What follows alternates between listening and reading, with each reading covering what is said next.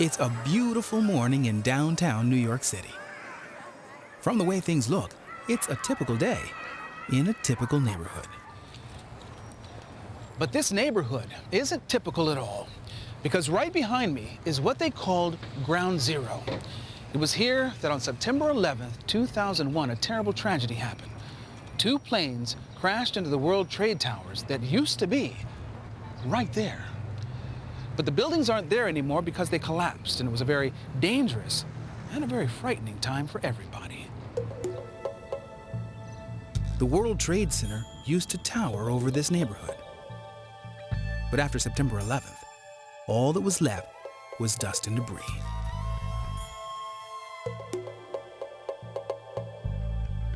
So much was lost that day.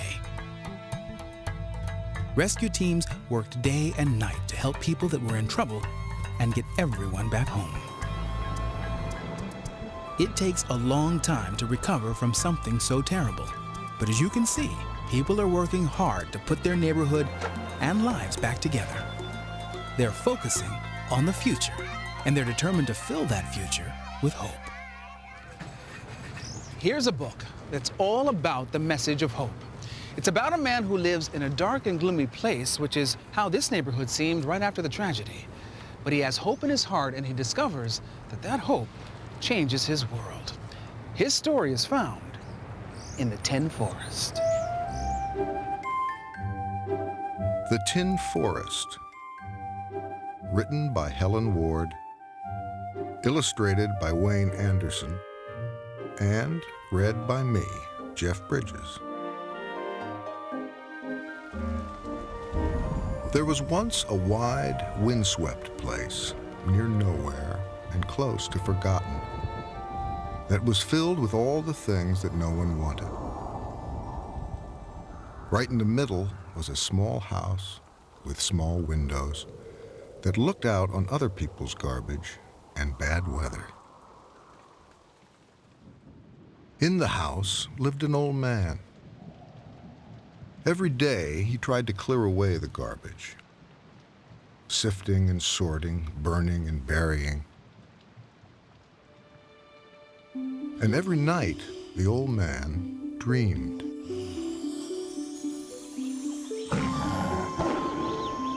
He dreamed he lived in a forest full of wild animals.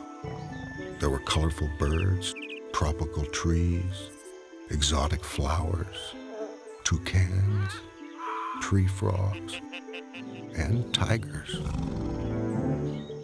But when he awoke, the world outside was still the same. One day, something caught the old man's eye, and an idea planted itself in his mind.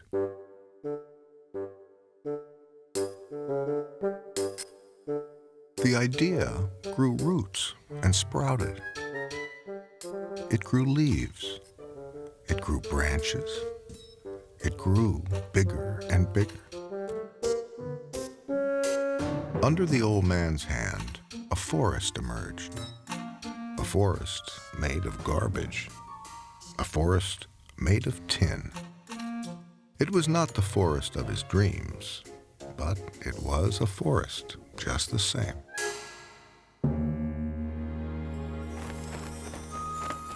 Then one day, across the barren plain, the wind swept a small bird.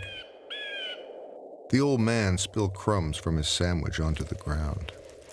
The bird ate the crumbs and perched to sing in the branches of a tin tree. But the next morning, the visitor was gone. All day, the old man walked through the silence, and his heart ached with emptiness.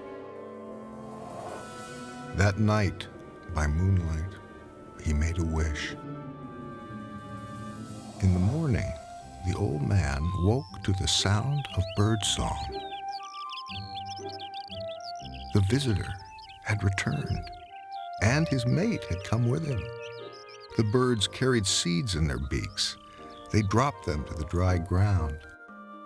Green shoots broke through the earth.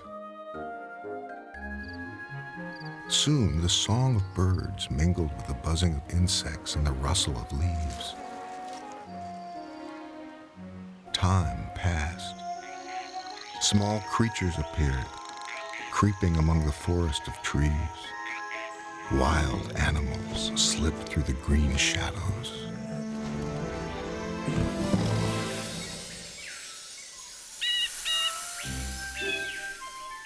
There was once a forest, near nowhere and close to forgotten, that was filled with all the things that everyone wanted. Right in the middle was a small house with small windows, and in the house lived an old man who never stopped dreaming.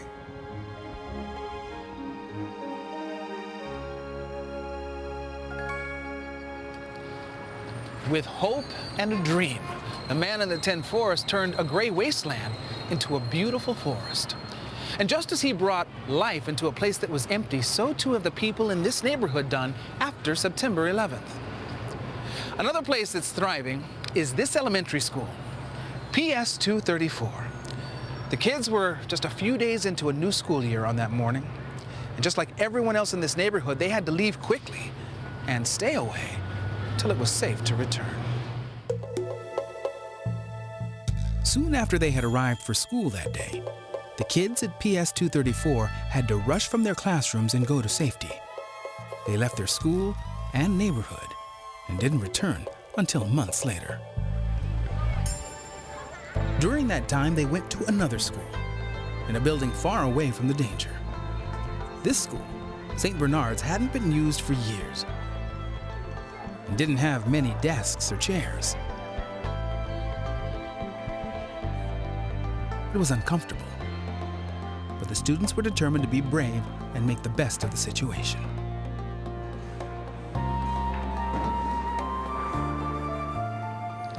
But now, after many months, the kids of PS 234 are finally back home.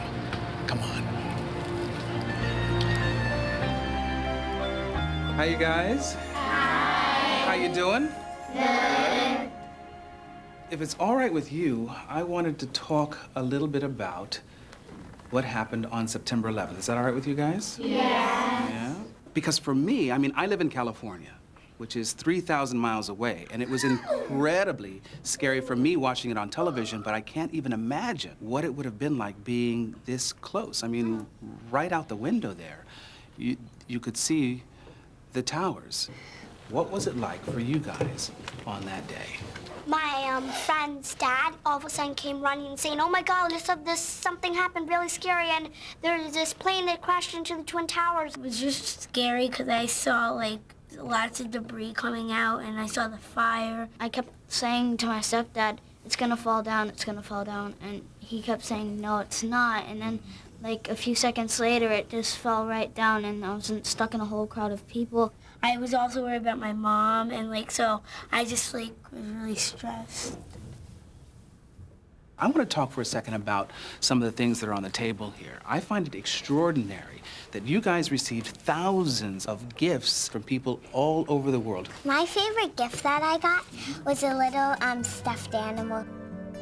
We've got so many things. We didn't even just get cards and stuff. We also got books, toys, and people also put on shows for us. It really makes me feel good that all the people around the world really care about us.